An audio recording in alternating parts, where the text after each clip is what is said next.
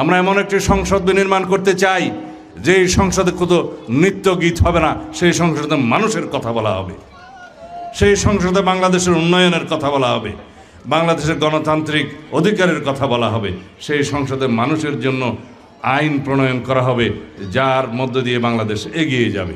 আমরা এমন একটা সংসদ চাই যেই সংসদে কোনো রকমের সন্ত্রাসীদের জায়গা হবে না, যেই সংসদে নৃত্য গীত হবে না, যেই সংসদে শুধুমাত্র প্রশংসার স্তুতি বাক্য প্রচলন হবে না, সেই সংসদে বিরোধিতা থাকবে, মানুষের জন্য কথা বলবে।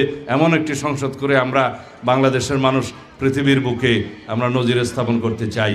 সেই জন্য বলি, আগামী নির্বাচন হবে বাংলাদেশের অগ্রযাত্রা কোন দিকে যাবে সেটা নির্ধারণের নির্বাচন।